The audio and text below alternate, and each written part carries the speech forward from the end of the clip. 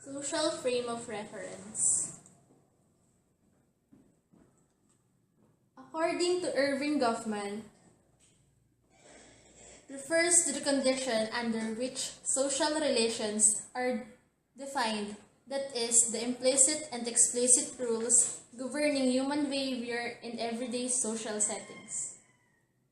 Irving Goffman, a famous sociologist in the US, has been among the key thinkers in the area of study. In his 1959 book, The Presentation of Self in Everyday Life, for instance, Goffman proposed what a dramatological model for analyzing human interaction. At the risk of oversimplifying the complexity of Goffman's theory, we will have a brief discussion of how this model works. This brief description should also help us better understand the concept, social frame of reference, and how it relates to increasing our intercultural skills.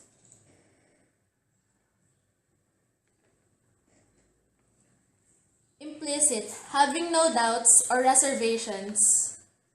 Unquestioning, implicit or understood, though not directly expressed. One of our key concerns in this area is how people know what to do and how they relate to others as they enter various social settings on an everyday basis, such as waiting for our bus at the bus stop, ordering food at a mom and pop noodles shop, or greeting our relatives during Chinese New Year. Many people would respond by saying, "We just know." On one level, this is a reasonable answer because most of us do not think about how we will acquire all the explicit as well as implicit rules that govern our social behavior. Of course, following explicit rules are much more noticeable than implicit rules, and they are a lot easier to do. When we see a sign that says, "No smoking," an explicit rule, we know right away that smoking in this setting is not allowed. But sociologists such as Goffman are interested in knowing more about how people learn, know, and follow implicit rules as they interact with others in various social settings. Explicit, precisely, and clearly expressed, having nothing to implications. Fully stated. Goffman proposed the dramatological model to help address this question. The dramatological model suggests that people more or less know how to behave themselves in various social settings, particularly when interacting with others, including strangers, because there is a script embedded in every social settings, be it a college classroom, a five-star restaurant, or a neighborhood supermarket. The script gives direction as to how the story is to play out, consists of several important components, including the play, example, dining in a restaurant, the characters or role, like waiters and patrons, rules governing the relationship between the character,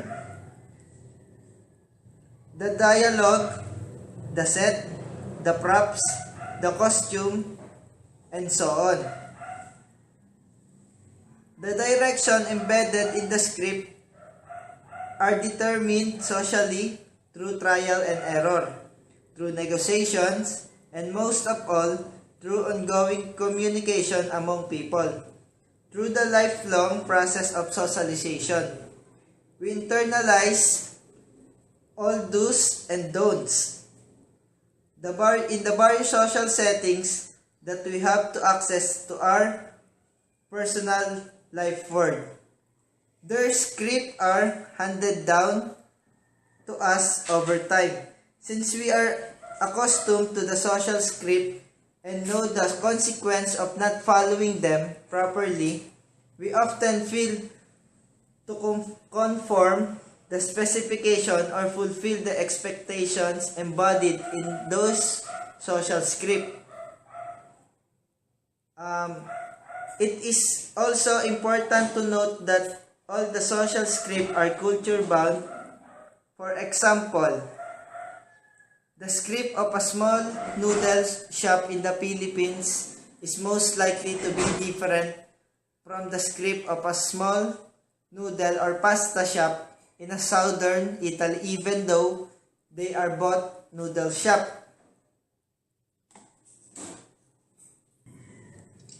To give but one counterexample, one major reason behind the success of multinational restaurant establishments such as McDonald's or Wendy's is the fact that they maintain a consistent and therefore readily recognized script. Example, the menu, the overall visual design, the physical setting, and etc. Across national boundaries, a person from southern Italy or anywhere in the US visiting Taiwan may not know how to behave, order food, or otherwise handle him or herself at a local noodle shop. But he sure can feel at home at the local McDonald's. In other words, what sells McDonald's, Wendy's, or the likes around the world so well is not the quality or variety of their food. It is the simplicity and familiarity of their social script.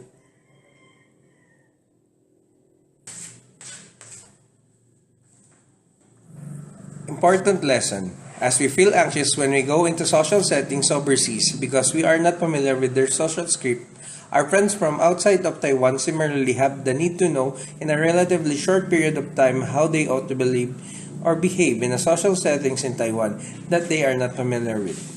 They will be most appreciative if we orient them early in our interaction the script of the social setting into which are taking them.